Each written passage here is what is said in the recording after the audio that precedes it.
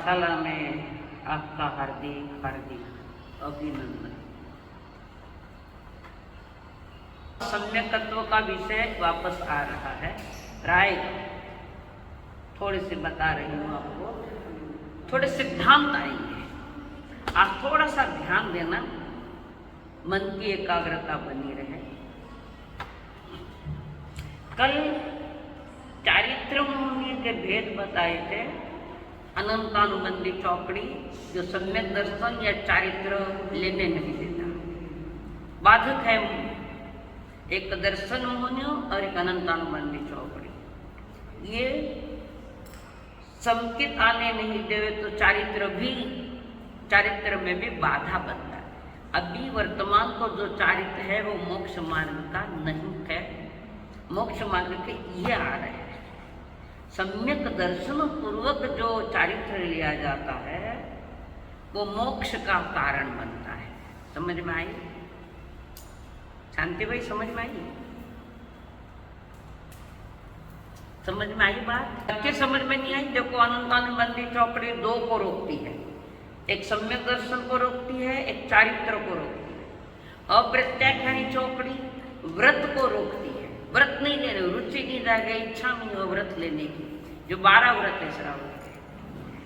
प्रत्याख्यानी चौकड़ी ये महाव्रत लेने में बाधक बनती है, साधुता आने में बाधक बनती है।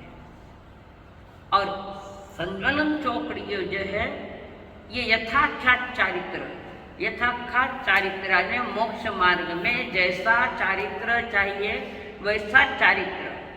अब चारित्र का थोड़ा अर्थ समझ लो। चयरिते इति चारित्रम, ये दो शब्द लिख लो, चयरिते इति चारित्रम। नहीं तो याद नहीं रहेगा, तो भूल जाओगे। एक सूत्र है नया, यानी चयरिते इति चारित्र, जो कर्म मेल को, जो चारित्र कर्म मेल को हटाता है। तो कर्म मेल हटाता है तो किसके माध्यम से?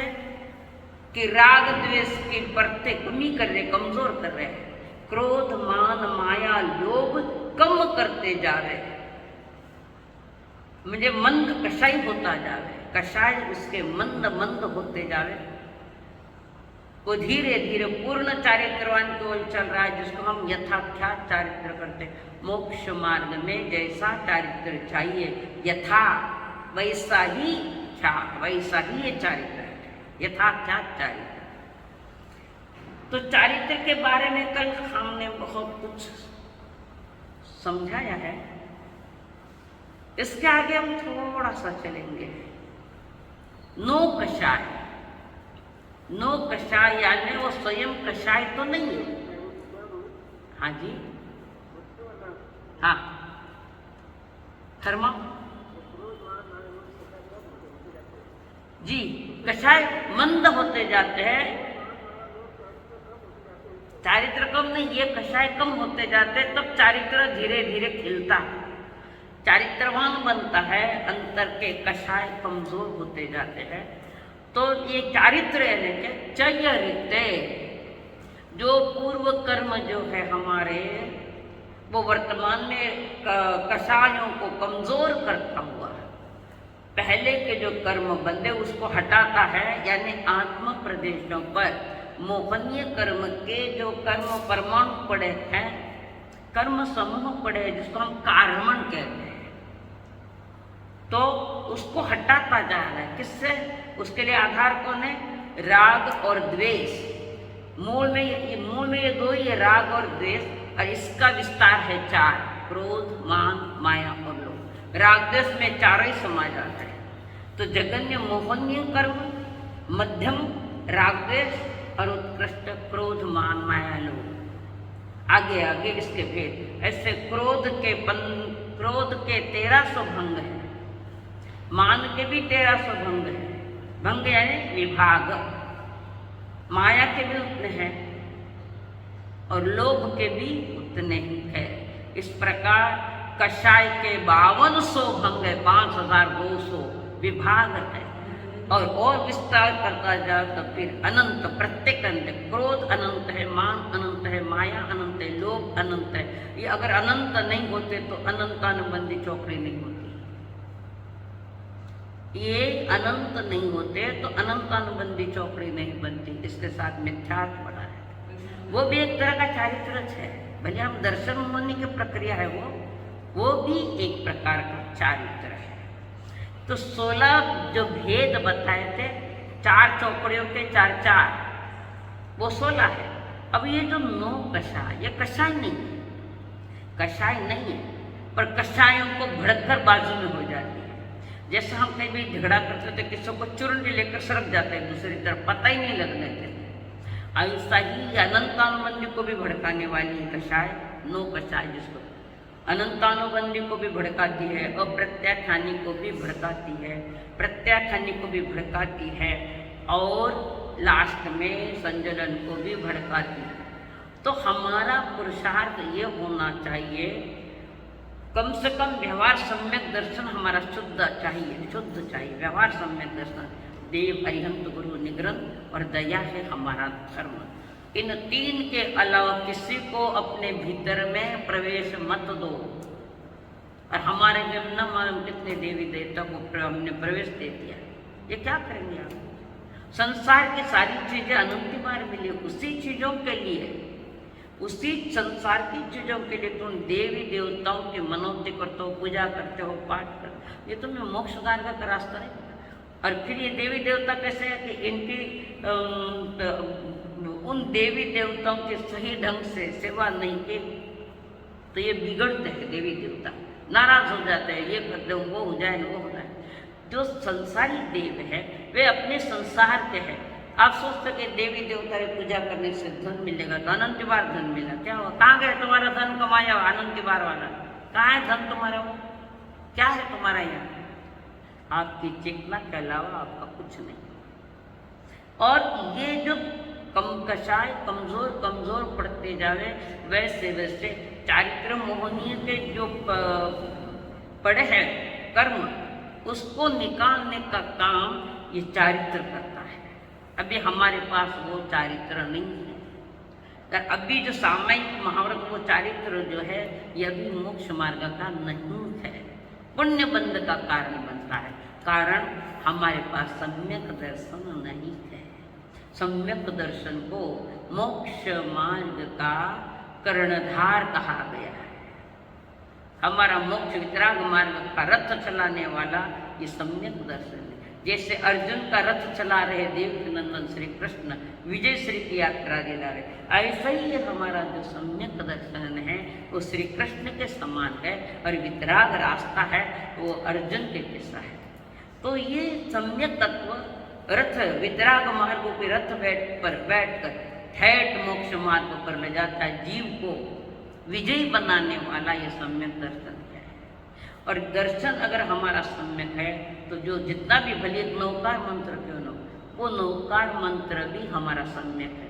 मिथ्या दृष्टि के लिए नौकार मंत्र भी मिथ्या है। बात थोड़ी अटपटी लगेगी, नौकार मंत्र बोल रहे पर जब तक वो सम्यक दर्शन के साथ नहीं जुड़े तब तक मिथ्यात्व के लिए नौकार मंत्र भी मिथ्या है।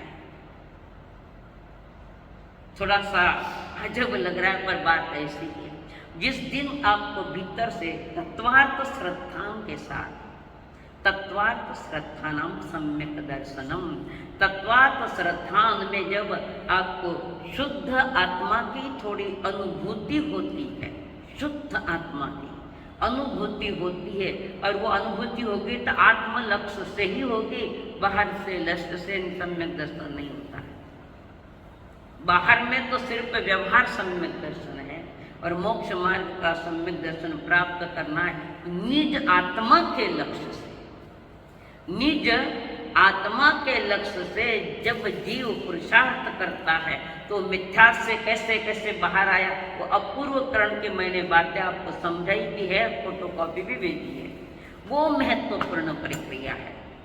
तो 70 कोटा कोटि वाला मुखमंगीय जो कर्म है, उनमें उन 70 कोटा कोटि दर्शनों को खत्म करने वाला वो मिथ्यात्वी जीव अपनी प्रक्रिया से आगे आगे आगे आगे सरकता अनिवृत्तिकरण तक आया और अंतर मुहूर्त में उसको सम्यक दर्शन हुआ। ये मजबूत हमारी नींव है। सम्यक दर्शन वितराग मार्ग की नींव है, फाउंडेशन है। इसके बिना हम मोक्ष मार्ग की यात्रा नहीं कर सकते। कंडीशन वर्तमान में वो मोक्ष मार्ग का सम्यक दर्शन बड़ा दुर्लभ है, खूब दुर्लभ है। परंतु कम से कम देव अर्यंत गुरु निगरंत दया में धर्म, इसमें तो मजबूत बनो। यहाँ किसी देवी देवता को अंदर में स्थान मत दो।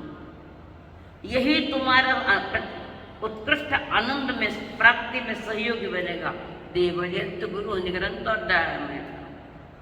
श्रद्धा की बात भी करते और घर में देवी देवता पड़े पटकाई करना। अगर घरे में किसी के यहाँ तो ये शिव जी की पिंड है, वो शिव जी की पिंड भोग के प्रतीक है। हमारे यहाँ बाहर किसी देवी देवताओं की मान्यता नहीं है। देव मात्र अरिहंत है, गुरु निग्रंथ है। ग्रंथियाँ तोड़ी, कषायों की ग्रंथियाँ तोड़ रहे, कषायों की ग्रंथियाँ कमजोर कर रहे हैं, यानी चारित्र धर्म। और धर्म हमारा दया है, वो अहिंसा धर्म है हमारा। दया तो अहिंसा से अपना। तो इसकी ये जो त्रिपुटी है, इसके बगैर चौथा आने मत। अगर घर में आए आपको मजबूत बनना है तो घर में अगर कोई देवी देवता है, कोई भी बोले, उसको वहाँ रख दो। मंदिर में जाकर किसी मंदिर में रख दो। हाँ, विराधना भी नहीं, ना साधना भी नहीं, कुछ भी नहीं होता, डरो मत। पर यहाँ थाना कुल दैवत मान्यता रखी, अपना हमें नहीं है वो। फिर भी आप भय से उनको संभाल रखे कुल दैवत। और धर्म भय मुक्त करता है। धर्म क्या करता है?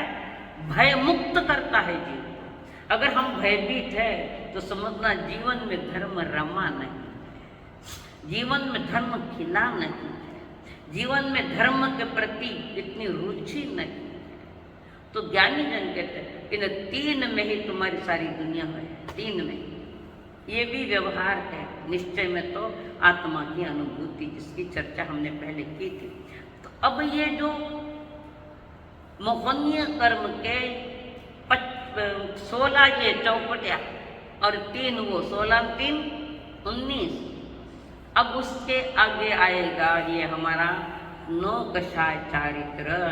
9 कषाय फिर बता रही, ये कषाय नहीं है पर कषाय को भड़काने वाली है। ये 9 कषाय मंथरा है। मंथरा जो रामायण में आग लगा कर बैठी, जहाँ जाता है भड़काती। वो मंथरा ने भड़काया नहीं क्या कई को? ऐसे ही कषायों को भड़काने वाली मंथरा है 9 कषाय। अब 9 कषाय, इनके क्या अर्थ है? एक हास्य, बिना वजह हंसना या जोर जोर से हंसना, ये 9 कषाय मोहिनी का उदय है। उसमें पीछे की चौकड़ी भी साथ में। रति, किसी के प्रति रति यानी आसक्ति, किसी के प्रति आसक्ति, पदार्थ के प्रति, जड़ के प्रति जो आसक्तियां है वो रति है। अरति, किसी के प्रति आसक्ति नहीं है पर है जिसके साथ है ही चाहे रति। किसी के साथ आसक्ति नहीं है पर किसी के साथ आसक्ति। जैसे गौतम स्वामी को भगवान के प्रति आसक्ति है परंतु और किसी के प्रति आसक्ति नहीं है। सिर्फ देव गुरु धर्म और भगवान महावीर, जिसने बहुत हृदय में रोम रोम में जिनको बसाया है, बस उनको छोड़ना नहीं चाहते। तब प्रभु कहते हैं समय वयम माँ माइए, तो मुझे छोड़ दे, तेरा कार्य हो जाएगा। तो अगर मुझे मेरे प्रति जो तुम्हें राग है, भले वो शुभ है, तुम्हारे केवल ज्ञान में बाधक है। जो भगवान के जीते जी नहीं हो पाया, वो भगवान के जाने के बाद समझ गए थे गौतम स्वामी कौन किसका है। और पाठ अपने भवन में, धर्म स्थान में जाकर बैठे हैं और वहीं वो चिंतन एकत्व भावना चलित वहाँ भी केवली बन गई। जो प्रभु के जीते जी नहीं हो पाया, वो प्रभु के जाने के बाद हुआ है। इसका मतलब एक है कि जीव को पुरुषार्थ करना है तो निज आत्मा के लक्ष्य से करना है। इन देवयंत गुरु निगरन दया में धर्म, इससे आगे नहीं होता है।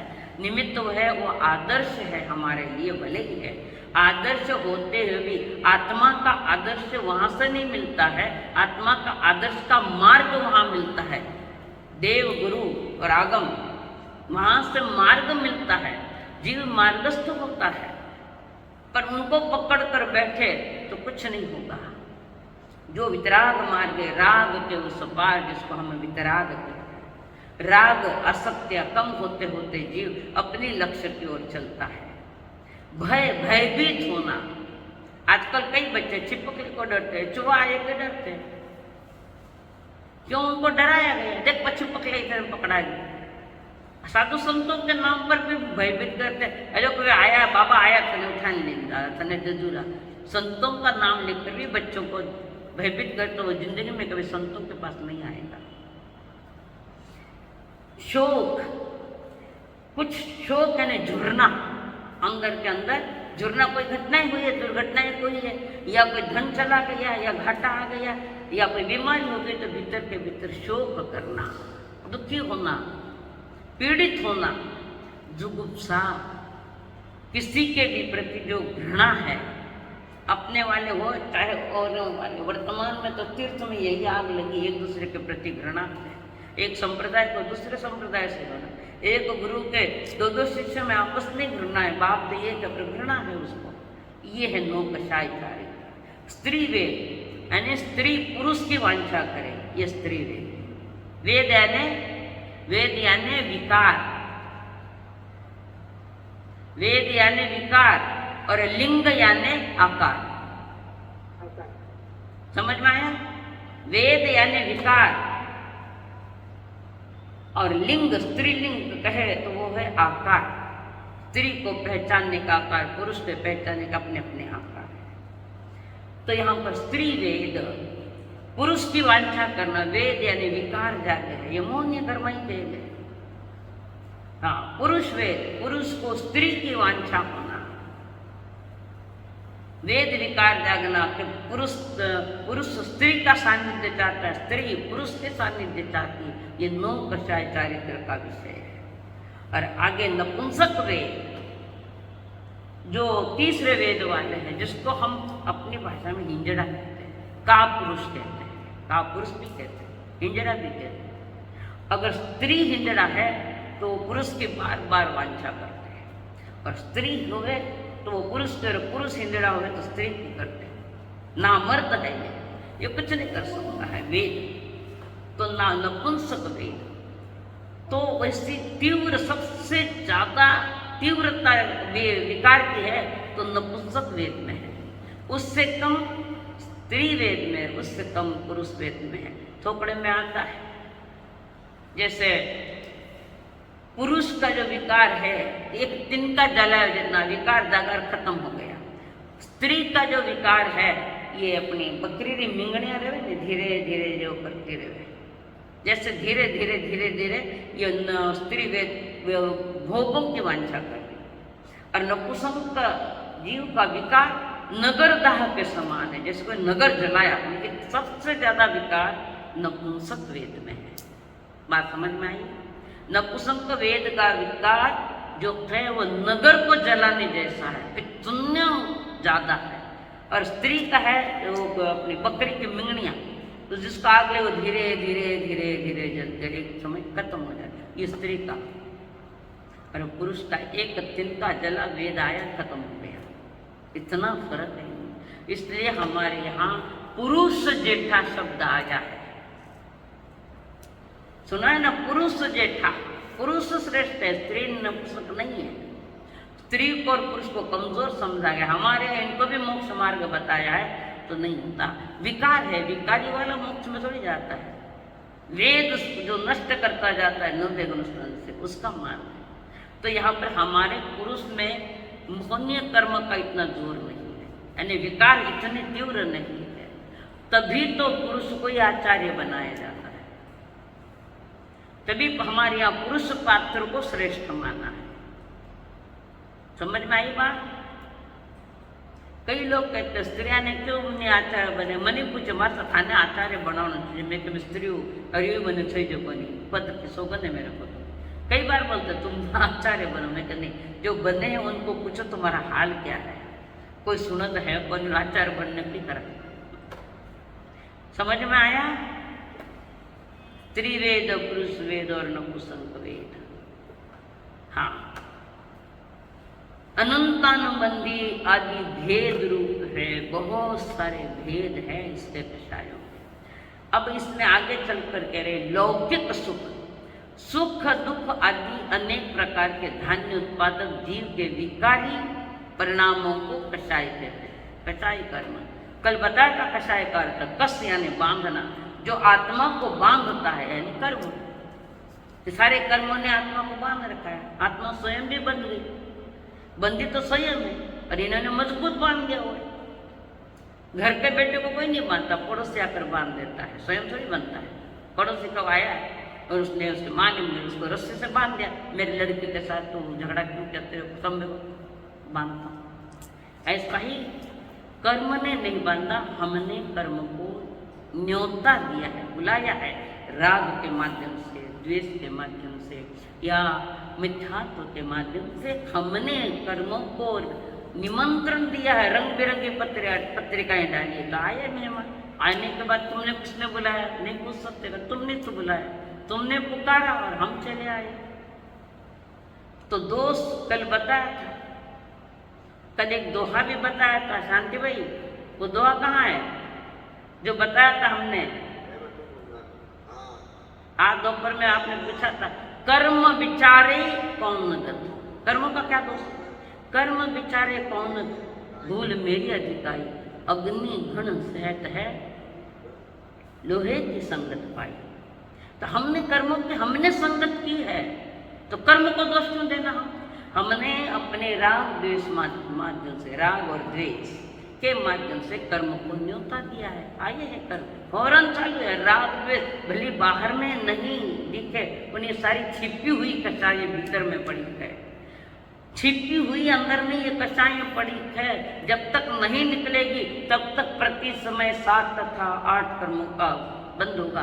प्रति समय अनंत अनंत कर्म बंद रहे, पर अनंत को तोड़ने की शक्ति भी मनुष्य है। मनुष्य में गर्भध मनुष्य कर्म भूमि का, उसके पास इतनी शक्ति है, जितनी शक्ति से कर्मों को बुलाया उतनी ही शक्ति से वो कर्मों को हटा सकता है। इसलिए कहते हैं ना, शास्त्र में एक लाइन आई है किसी को याद कुछ? शास्त्र में इसके लिए लाइन है, जितने ताकत से कर्म बुलाए हैं उतने। हाँ ओके, धन्यवाद। कम में सुरा ते धम में सुरा। कर्म करने में जो शूर है वो धर्म करने में भी शूर है। हम दोनों तरफ भी शूर नहीं है, हारे हुए लोग हम तो। अब हारना नहीं है, जीवन की जीत करना है, तो ये यही माध्यम है ज्ञान, जो देशना के माध्यम से आया है। ये ज्ञान ही, ज्ञान का ही मूल्य है, दर्शन तो आगे का विषय है। दर्शन को प्राप्त करना है तो वो भी ज्ञान ही चाहिए, वहाँ भी ज्ञान ही है, ज्ञान ही मार्ग है। कम में सुरा ते धम में सुरा। कर्म करने में शूर है तो धर्म करने में भी शूर है। जैसे शालीभद्र जी 32 औरों को लेकर बैठे डूबे संसार में, और जो आवाज नीचे से ही घटना आपको मालूम है, तो उसी समय निकल पड़े। जैसे धन्ना जी 1 सेकंड में कहे सब बाजू में सरक जाओ, और ये वितराग मार्ग पर चल पड़े। एक लाइन सिर्फ, जो गर्म पानी उसके आंखों से पानी आया, तो धन्ना जी का, सुभद्रा के आंख से पानी आया तो धन्ना जी के पीठ पर पड़ा। ये गर्म पानी किसका आया है? तो वो रो रही है सुभद्रा, उसको पूछा क्यों रो रही है? कि मेरी भाई दीक्षा ले रहा है, रोज एक पत्नियों का त्याग कर रहा है, रोज 32 औरतें उनको रोज एक पत्नी का त्याग कर रहा है। धन्ना जी ने कहा तुम्हारा भाई कायर है, रोज त्याग करे, एक एक को त्याग करना है, सबको एक साथ त्याग करो ना। बोलना सहज है, सुभद्रा बोलती है, बोलना तो बहुत सहज है। जब घटना घटे तब पता चलेगा। उसी समय वो बाण रूप लगा, तीर जैसा लगा, उनको कलेजे को छेद गया। उठो, सर को सब दूर हटो। और वहां से धन्ना जी निकले, एक कायर नीचे उतर शालीभद्र को, साला जी को कहा, फिर दोनों निकले। कम में सुराते धम में सुरा। धर्म, अर्जुन माली कर्म करने में शूर था, तो उसने धर्म करने में भी शूरता दिखाई और 6 महीने में मोक्ष बता। और उस भाव में जो कर्म बांधे हैं, अर्जुन मालागार ने उस भाव में, अर्जुन माली के 7 जीवों की हत्या करने वाला, उसने जो कर्म बांधे हैं वो कितनी स्थिति में बांधे, कोई बता सकता है? अर्जुन माली में, अर्जुन माली के भाव में जो कर्म बांधे तो कितनी स्थिति में आत्मा के साथ पड़े हैं, बता सको कोई? साधना जी बता सकती हो? कौन बता सके? नहीं समझ में आएगा। शांति भाई आशा कितने कितने समय का कुछ अर्जुन मालागार ने अर्जुन के भाव में जो कर्म बांधे वो सिर्फ 6 माह की स्थिति में पड़े कर 6 माह में तो मोक्ष गए। आया ध्यान में? कितने समय के कर्म बांधे, स्थिति कितनी थी वो कर्म बंधे आत्मा के साथ? 6। पहले की बार वो भी अभी 6 माह में आ गए हैं। धीरे धीरे पूर्व कर्म भी नजीक आ गए धीरे धीरे और सारे 6 माह के हो गए। अर्जुन के भाव में जिन्हें हत्या इतनी की तो भी 6 माह के लिए ही उनके कर्म बंधे और 6 माह में वे मोक्ष पधार गए। उसके ज्यादा स्थिति में बांधते तो 6 महीने में मुक्त नहीं जा सकते। समझ में आई बात? समझ में आई साधना जी? हाँ तो बस बंद भी उतने किया था, 6 माह तक बंद हुआ था तो 6 माह में निर्जरा होकर मोक्ष पधार गए। आप हाँ जो अभी अर्जुन भाव में, अर्जुन वाली के भाव में जो उसने कर्म बांधे हत्याओं का लेकर, तीव्रता नहीं थी उसमें, तीव्रता वो यक्ष था, फिर भी किया उसने पर मार्गदर्शन वो यक्ष के ओर से आया है। भले वो आया है इसलिए इतने तीव्र नहीं बने, इतनी स्थिति तीव्र नहीं बनी, कारण उसको 6 महीने में मोक्ष जाना है।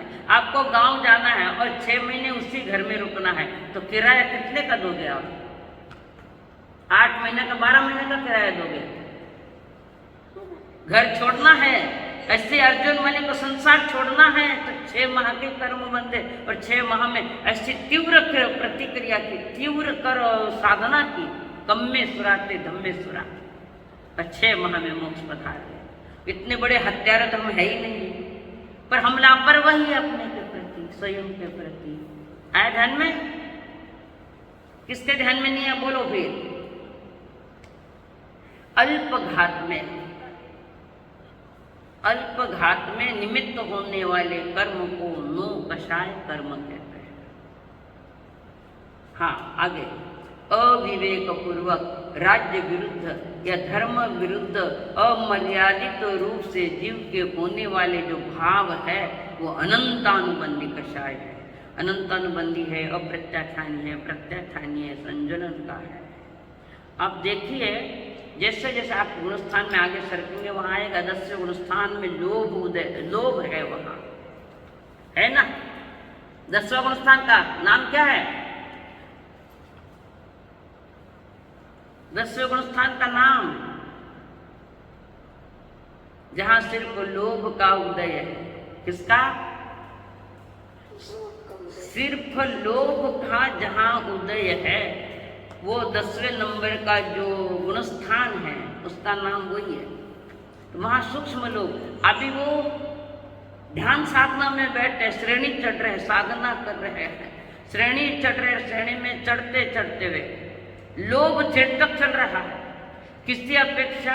अनंतानुबंधी चौकड़ी से भी भयानक शक्तिशाली वो लोभ है, वहां तक चल रहा है। तुझे नहीं छोड़ूंगा वो बोलता है जीव। अनंतानुबंधी हार गई, अप्रत्याख्यानी हार गई, प्रत्याख्यानी हार गई और संजलन का लोभ बड़ा, मैं किसी से नहीं हारता। तो वहां उसको कौन सा लोभ था? वो सूक्ष्म संप्राय गुणस्थान कौन सा लोभ था? कि संजलन का लोभ। तो लोभ में उसको क्या पाना था? लोभ में पाना वाना कुछ नहीं था। वो लोभ जो उदय में आया है वो नया कर्म बांध नहीं सकता, इतना कमजोर वो लोभ है। तो वहां उदय क्या हुआ? क्यों उदय आया सूक्ष्म संप्राय गुणस्थान में? तो वहां पर देव गुरु धर्म के प्रति जो राग था, आसक्ति थी, जो उसका बंध हुआ है वो उदय में आया है। लोभ ये नई बात है, फिर 10वें गुणस्थान में भी ये बात आएगी। हाँ, अब आगे चलकर थोड़ी सी और बात समझा दो, ये अत्यंत महत्वपूर्ण है। हाँ, इसमें क्षयोपशम किसे कहते हैं?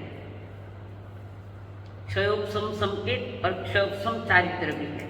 तो यहाँ क्षयोपशम किसे कहते हैं? वर्तमान कालीन सर्वघात, जो आत्मा के सर्वघात करने वाले स्पर्धक है, वो कर्म है जिसका उदय तो नहीं हुआ है, उदय होने के पहले उसको दबा दिया है, उदय में आने के पहले उसको दबा दिया है। और जो बाकी उदय में आए हैं कुछ को क्षय कर दिया है। क्षयोपशम संकेत के जैसा ही है, यह चारित्र मोह का विषय है।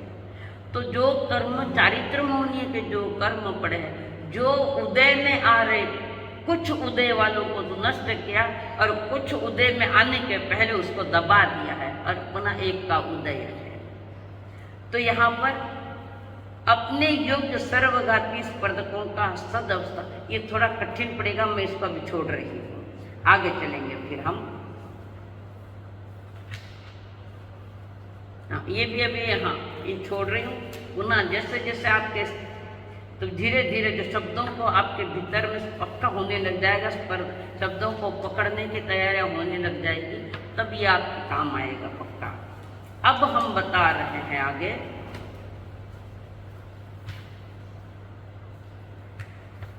एक बात यहाँ में प्रश्न पूछा है, हमें गुणस्थान में प्रवेश करना है या गुणस्थान के ज्ञान में प्रवेश करना है, ये प्रश्न है। पहले के दो पेपर मैंने छोड़ दिए कारण थोड़े हार्ड है, पकड़ने आएंगे, मैं धीरे धीरे आपको बताऊँ, ये बात पक्की है। हमें गुणस्थान में प्रवेश करना है या गुणस्थान के ज्ञान में प्रवेश करना है। हमें गुणस्थान चालू कर रही हूँ, जल्दी बोलो जी। गुणस्थान में प्रवेश करना है या गुणस्थान के ज्ञान में प्रवेश करना है? यस, गुणस्थान के ज्ञान में प्रवेश करना है। और गुणस्थान में प्रवेश करना मतलब पहले गुणस्थान है ही नहीं हमारे पास अनादि से, या ऐसा हो जाएगा।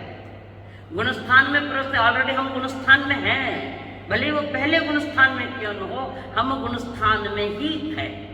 हमें गुणस्थान के ज्ञान में प्रवेश करना है कि प्रत्येक गुणस्थान की क्या कंडीशन है, क्या लक्षण है, इसको हम कैसे भेद सकते हैं, इसका वर्णन इसमें आएगा। या कहे संसारी सभी जीव गुणस्थान सहित ही होवे। पूछना है कुछ? पूछना है तो पूछो, हिंट मिल गया, 7 मिनट रहे हैं। तो यहाँ पर संसारी सभी जीव गुणस्थान सहित ही हो गए। पहली लाइन महत्वपूर्ण है, संसार के सभी जीव गुणस्थान में ही है। 1 से 14 में से कोई न कोई गुणस्थान होता ही है जीव के। तो वे जो गुणस्थान रहित है वे एकमात्र सिद्ध भगवान है। संसार के चारों गति के जीव गुणस्थान वाले हैं, और वो अधिकतर जीव कौन से गुणस्थान में है? मिथ्यात्व। अधिकतर, अधिक बल्कि अधिक अच्छा। सम्यक दर्शन कभी किसी लाखों में किसी एक को होता है, कारण सम्यक दर्शन पाने में जो कंडीशन है वो कंडीशन आपने अभी स्वीकार नहीं की है। चारों ही गति के सभी जीवों को आत्म स्वभाव की दृष्टि से देखे तो गुणस्थानातीत है, त्रिकालीय शुद्ध भगवान आत्मा ही है। ये अध्यात्म का विषय है। सभी जीव जो है आत्म स्वभाव की दृष्टि से गुणस्थानातीत है। अगर जीव गुणस्थानातीत शुद्ध जीव, त्रैकालिक शुद्ध वाली कह रही हूँ मैं, त्रैकालिक शुद्ध जीव अगर गुणस्थानातीत, जैसे सिद्ध भगवान गुणस्थानातीत है, ऐसा मेरी शुद्ध आत्मा भी गुणस्थान से रहित है, शुद्ध, परंतु अवस्था में गुणस्थान अनादि से आए मेरी, जिसको हम पर्याय कहते हैं। जीव त्रैकालिक शुद्ध है, इसका मतलब परद्रव्य में साथ रहकर भी परद्रव्य का स्वभाव नहीं है। जैसे कि हीरा कीचड़ में पड़ा है तो हीरा कीचड़ नहीं बना है। हाँ जी, संसारी सभी जीव गुणस्थान सहित ही, अतः हमें गुणस्थान के ज्ञान को जानना है, गुणस्थान को, स्वरूप को जानना है। अब यहाँ गुणस्थान की पहले अभी परिभाषा दे रही हूँ। गुणस्थान यानी क्या? आत्मक शक्तियों के स्थानों को, अर्थात आत्मा के विकास की क्रमिक अवस्थाओं को गुणस्थान कहते हैं। किसके? आत्मा आत्मा के विकास की क्रमिक अवस्था, पहला आगे विकास होता होता चल रहा है, तो जो क्रमिक अवस्था है, क्रमबद्ध यथाक्रम है, उसको गुणस्थान कहते हैं। या आत्म शक्तियों के आविर्भाव यानी उनके शुद्ध कार्य रूप में परिणत होने पर तरतम भावात्मन जो अवस्था है, तरतम कम ज़्यादा, कोई एक में है, कोई चार में है, कोई पाँच में, आगे आगे विकास होता जा रहा है। तो नीचे नीचे वाले तर वाले, आगे तम वाले, तरतम भाव कम ज़्यादा परिणाम वाले हैं। तो जैसे जैसे आत्मा विशुद्धि होने लगती है, आत्मा की विशुद्धि होने लगती है, और आत्मा की विशुद्धि आत्मा के लक्ष्य से ही होगी, बाहर के लक्ष्य से नहीं है।